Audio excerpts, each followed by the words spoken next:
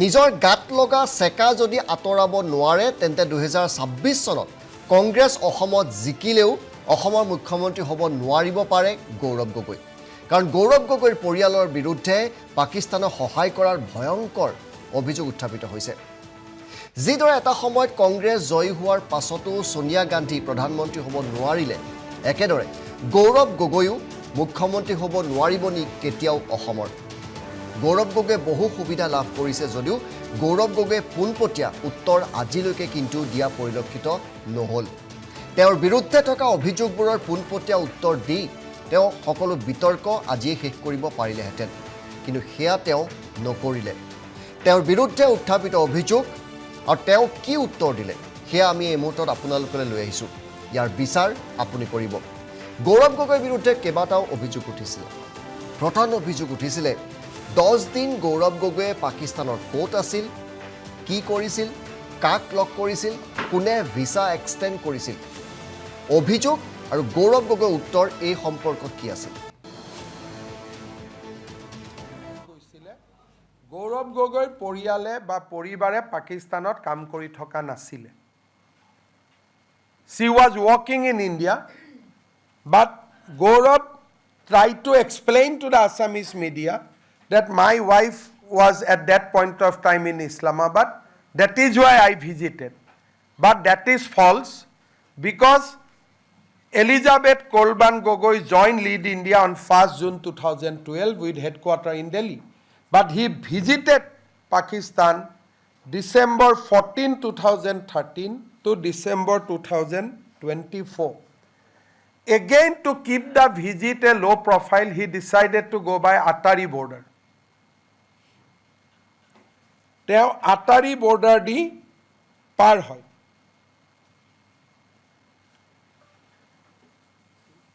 Jetia India pra konoba manu Pakistanot jabo, tar niyom to hol visa will be granted to a city. And when Pakistani citizens come to India, visa is given either Delhi or Mumbai. That's the standard protocol which both the country follow. There is no overall country visa. So Pakistan jabor karone Pakistan visitor karone kuno visa napabo. Lahore, Islamabad, Karachi, konoba eta jagat jabor karone visa pai jot kam ase. Teneke Pakistani manu jodi Bharatot ahe, konoba eta jagar visa pabo, Delhi, Guwahati, Kolkata. He cannot go entire country. Now see their connection. Go see that visa has said Lahore only. The visa was issued for Lahore. So this is very important thing. Teo kot jabo visa dile okol Lahore jabo. Kun tarikhe teo gol 12 tarikhe 12 December teo visa dile 15 December teo after 3 days after getting the visa he went to Lahore. Now what happened? Pakistani Interior Ministry issued a letter saying that he is also allowed to visit Islamabad and Karachi. And that visa amendment happened when already jetia teo Lahore ase. Eta apunaluke muk kok jodi ami Londonot jao mor visa khon Londonor embassy e mati ani muk visa khon dibo niki beleg visa. Apunak ji visa lagibo India te loi jabo lagibo. That visa cannot be changed in Lahore. Suddenly Lahore teo Lahorot goi puar pisot Interior Ministry of Pakistan has issued a letter. Are hunok na moi etue koisu Islamabad pa kiman dur sai lok Islamabad pa kiman rokisu correction to sai lok etu moi mohori lok sai lok aplogor sai lok etu ami goi eneke ঘুৰি আহিছো sai lok ko na aro hunok হয় ঠিক আছে এতিয়া হ'ব আৰু সেইকাৰণে আমি কৈছোঁ যে আমাৰ ইছলামাবাদ আৰু লাহোৰ তেওঁতো মাজে মাজে কৰাচিও কৈ দিছিলে মোৰ পৰিবাৰ পাকিস্তানলৈ গৈছে মই অকলে যাবলৈ দিম নেকি মই তেখেতৰ লগত নাযাওঁ নতুন আমাৰ বিয়া মই নাযাম নেকি? অক্টোবৰত বিয়া হ'ল, গৈছে জানুৱাৰীত, মই অকলে যাবলৈ দিম নেকি? মই গৈ আহিলোঁ তেখেতৰ লগত। এইটোৱে তেওঁৰ কি ধুৰন্ধৰ কাহিনী বনাই দিলে নেকি? এইটোৱে ধুৰন্ধৰ হৈ গ'ল নেকি? মই নিজৰ নতুন নতুন মানে মোৰ লগত বিয়া হ'ল, পাকিস্তান গৈছে, মই গৈ আহিলোঁ। আমাৰ মুখ্যমন্ত্ৰীয়ে জানিবলৈ বিচাৰে যে মই পাকিস্তানত গৈ 10 দিন কি কৰিলোঁ। মইতো এইখিনি কথা আগতেও কৈছোঁ কি মোৰ পৰিবাৰে প্ৰায় 1 বছৰ পাকিস্তানত কাম কৰিলে। আমাৰ নতুন নতুন বিয়া হ'ল, কামত তেওঁ পাকিস্তান গ'ল। কিয় মই তেখেতৰ লগত যাব নোৱাৰোঁ নেকি? মই অকলে যাবলৈ দিম?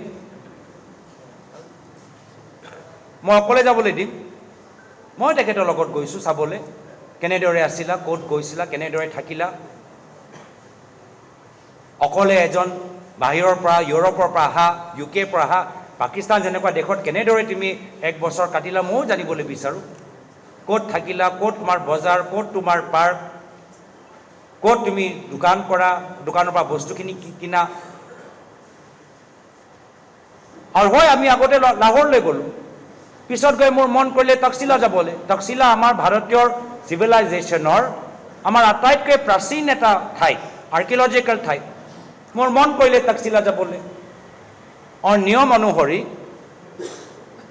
আমি যদি বেলেগ ঠাইলৈ যাবলৈ বিচাৰোঁ, এইটো এটা নিয়ম দেই, যে পাকিস্তানৰ পৰা কোনোবা ইয়াত আহিলে বা ইয়াৰ পৰা যদি কোনোবা পাকিস্তানলৈ গ'লে ক'ত ক'ত যাবা তুমি আগতে কৈ দিব লাগিব।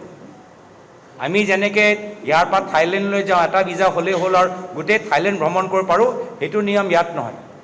কোনোবা পাকিস্তানৰ পৰা ভাৰত আহিলে ক'ব লাগিব কোনখন চহৰলৈ যাবা, চহৰ হিচাপে পাৰ্মিশ্যন ল'ব লাগিব। আৰু একেৰাহে আমি যেতিয়া তালৈ যাওঁ, আমি চহৰ হিচাপে ক'ব লাগিব যে কোনটো চহৰত আমি থাকিম। তো প্ৰথম লাহোৰ, পিছত মন কৰিলে তক্ষশিলা, ইছলামাবাদত তাই কাম কৰিলে, অফিচ তাত আছে। গ'লোঁ মই তেখেতৰ লগত, বিচাৰিলোঁ অনুমতি।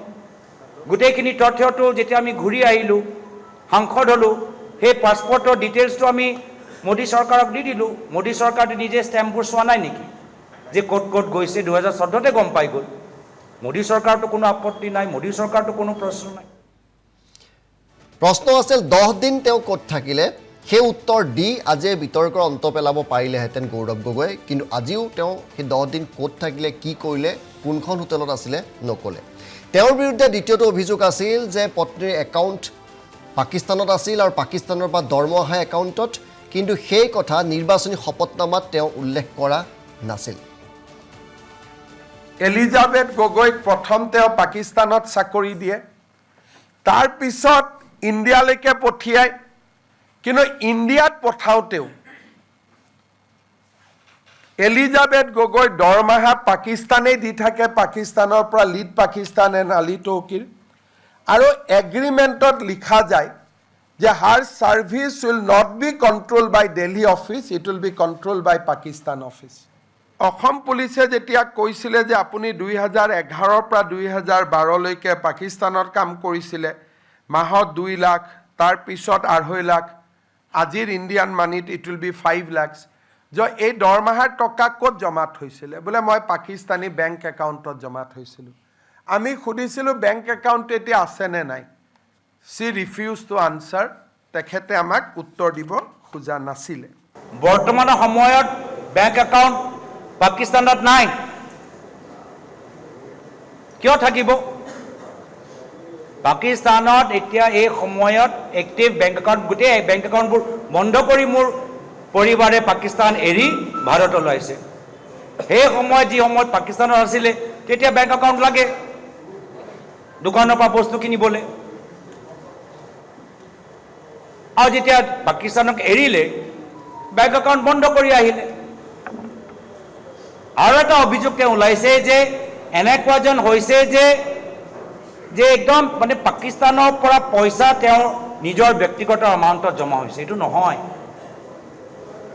প্ৰথম এই গোটেই প্ৰগ্ৰামটো হ'ল এটা আন্তঃৰাষ্ট্ৰীয় প্ৰগ্ৰাম, যি প্ৰগ্ৰাম আফ্ৰিকা, দক্ষিণ আমেৰিকা আৰু এছিয়াত বিভিন্ন দেশৰ ভিতৰত চলি আছে এনভাইৰনমেণ্টৰ ওপৰত আৰু এনেকুৱা ধৰণৰ বহুত হয় আমাৰ স্পৰ্ট কি কয় বহুত ধৰণৰ এনেকুৱা NGOবোৰ থাকে যে শিক্ষা ক্ষেত্ৰত এছিয়ান ডেভেলপমেণ্ট বেংক ৱৰ্ল্ড বেংকৰ প্ৰজেক্ট আজি অসমৰ ভিতৰত হৈ আছে এছিয়ান ডেভেলপমেণ্টৰ প্ৰজেক্টবোৰ আজি অসমৰ ভিতৰত কাজিৰঙাত হৈ আছে তো একেৰাহে এনেকুৱা এটা ইণ্টাৰনেশ্যনেল প্ৰগ্ৰেম যাৰ পইচা কোনো পাকিস্তানৰ পইচা নহয় আন্তঃৰাষ্ট্ৰীয় সেই চৰকাৰ যি তেওঁলোকৰ ফাণ্ডাৰ তেওঁলোকৰ পইচা সেই পইচাটো ভাৰত পাকিস্তানৰ দুটা NGOৰ মাজত চুক্তি যি সময়ত মোৰ পৰিবাৰ পাকিস্তানৰ NGOত আছিলে তেতিয়া সেই আন্তঃৰাষ্ট্ৰীয় পইচা তেখেতৰ সেই NGOৰ পাকিস্তান NGOৰ পৰা তেখেতৰ একাউণ্টত সোমাইছিল যেতিয়া তেওঁ ভাৰতৰ NGO এমপ্লয়ী হ'ল এই পাকিস্তানৰ NGOয়ে ভাৰতৰ NGO য'ত তেওঁ চাকৰি কৰিছিল তেওঁলোকক ট্ৰান্সফাৰ কৰিলে আৰু মাত্ৰ এমাহৰ কাৰণে সেই ভাৰতৰ NGOয়ে সেই পইচাটো এই আন্তঃৰাষ্ট্ৰীয় পইচাটো তেখেতৰ এমাউণ্টত তেখেতৰ একাউণ্টত জমা কৰিলে কিন্তু তেওঁতো এমপ্লয়ী তেওঁ এটা ভাৰতীয় NGOৰ এমপ্লয়ী এমাহৰ বাবে এই দুটা যেতিয়া শ্বিফটিংটো হ'ল পাকিস্তান NGO ইণ্ডিয়া NGOৰ মাজত এনেকুৱা হ'ল তৃতীয় এটা মাৰাত্মক অভিযোগ আছিল পত্নী এলিজাবেথে ভাৰতীয় চোৰাংচোৱাৰ ৰিপৰ্ট পাকিস্তানলৈ সৰবৰাহ কৰিছিল গৌৰৱে নহয় বুলি কিন্তু নকলে Elizabeth used to gather various activities surrounding India, including the climate actions, the India's government response to climates, how things can be done. So she used to give reports to the Pakistan, to Ali Tokir. The damaging report, August 5, 2014, Elizabeth Gogoi sent a report to her. This report is very, very important. She got information from IB, reference to secret IB reports. আৰু ক'লে যে প্ৰধানমন্ত্ৰী মোদী অহাৰ পিছত ইয়াত এতিয়া ভাৰতত climate action নচলিব so we have to adopt a new strategy. The name of the strategy was low risk, low visibility. This was Elizabeth Gogoi's recommendation to Ali Tokir that after Prime Minister Modi came into power, the climate actions group like CDK and Lead Pakistan, Lead India will not have a field day. So we have to change the strategy. She quote IB. I don't know where from she got the IB reports. She quote IB and she says that now we have to change the strategy to low risk, low visibility and very important thing, teo Ali Tokirok bujale that now we have to bypass central government for our activity in India. Now we have to bypass central government and oversight through sub-national engagement. আজি media বাতৰিত এটা সেই SIT ৰিপৰ্টৰ এটা পৃষ্ঠা ফাদিল হৈছে য'ত কোৱা গৈছে যে মোৰ পৰিবাৰে নিজৰ কামৰ ক্ষেত্ৰত এটা গোপন IB ৰিপৰ্ট ইমেইল যোগেদি অফিচৰ ইমেইল যোগেদি পঠাইছে আপোনালোকে চাব সেই ৰিপৰ্টটো যি তাৰ ৰিপৰ্টৰ উল্লেখ সাংবাদিকসকলে সংবাদ জগতত নিজে প্ৰচলিত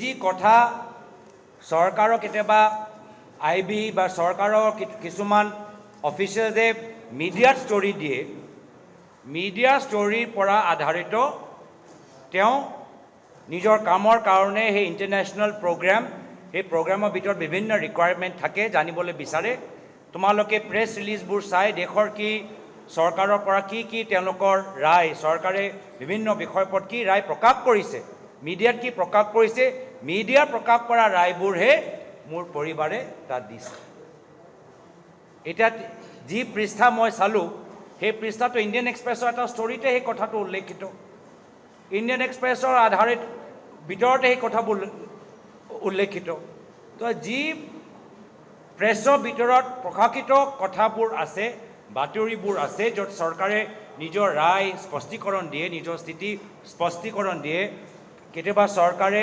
অফিচিয়েলি অনঅফিচিয়েলি কোড দিয়ে সেইখিনি ভিত্তিতে এইখিনি তেওঁলোকে বিভিন্ন কামৰ ৰিকুৱাৰমেণ্টৰ বাবে নিজৰ এনালিচিছবোৰ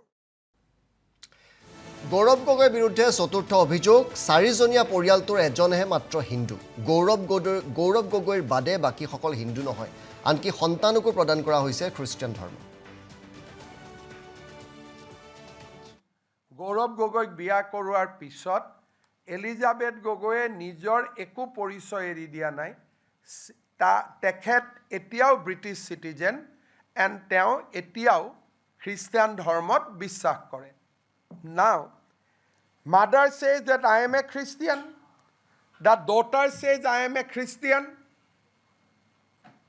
Small girl, they do not know also. May 2020 জন্ম হৈছে 5 years old kids.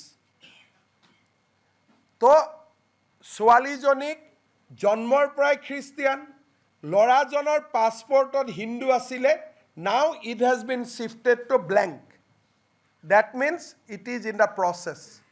So you can see the reality. And they are not 18 years.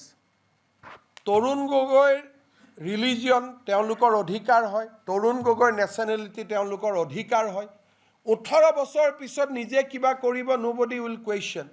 But a sitting MP surrendered Indian passport. We can show you that religion blank.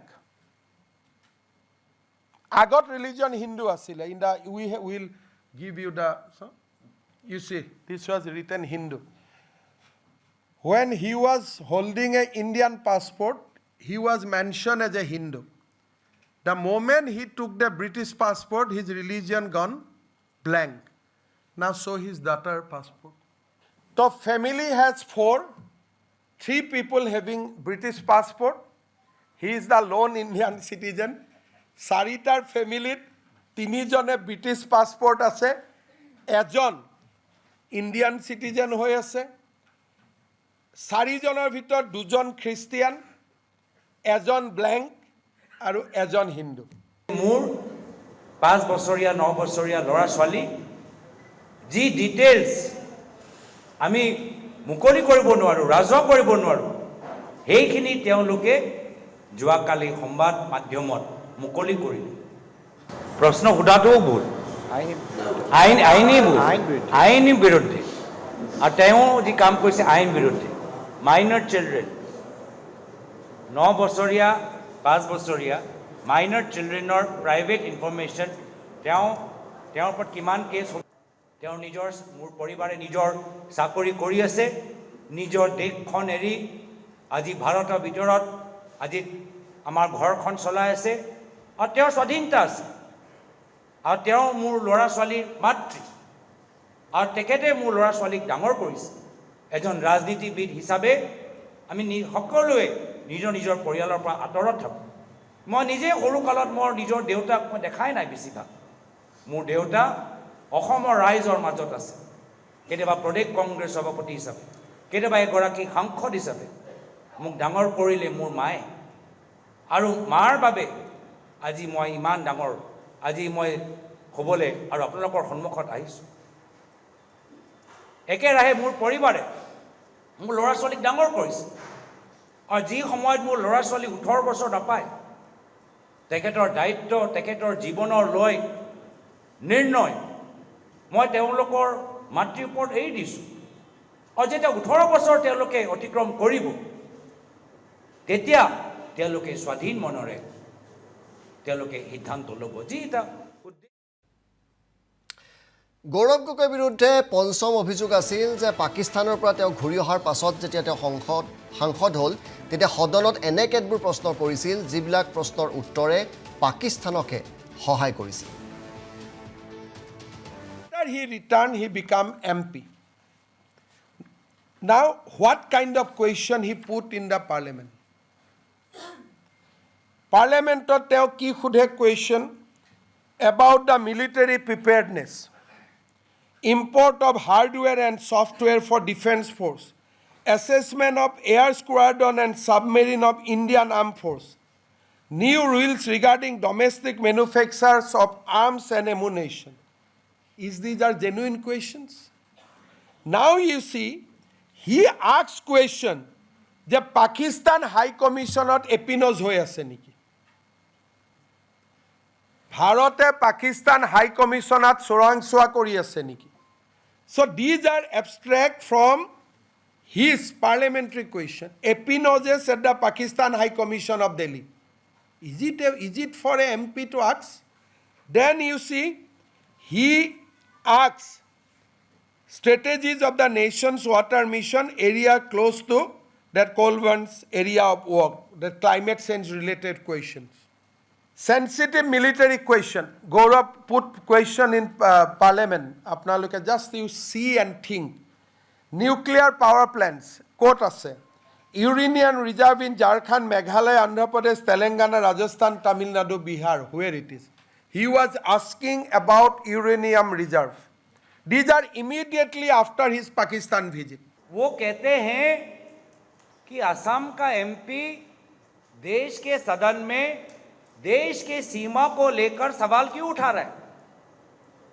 और मेरा सवाल ये है, क्यों ना उठाएं? क्या असम का एमपी क्या देश के बारे में नहीं सोच सकता? क्या असम का एमपी अंतर्राष्ट्रीय मामले पर भारत की क्या विदेश नीति होनी चाहिए, क्या इस पर हमारा विचार नहीं हो सकता?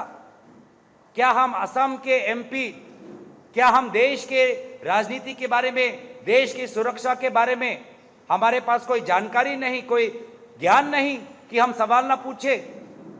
ये उनकी और उनके बीजेपी के सांसदों की मानसिकता हो सकती है, लेकिन हमारा कर्तव्य है, जो मैंने पहले भी कहा कि आज से बहुत साल पहले जब एक तेजपुर यूनिवर्सिटी के छात्र ने मुझसे पूछा कि आप सांसद क्यों बनना चाहते हैं, तो मैंने कहा कि इस सांसद बनने के पीछे मेरे 3 कारण हैं कि पहले मैं सदन के अंदर अपने देश की आवाज़ उठाऊंगा, दूसरा मैं अपने असम प्रदेश की आवाज़ उठाऊंगा, तीसरा जिन लोगों ने मुझे चुना मैं उनकी आवाज़ उठाऊंगा।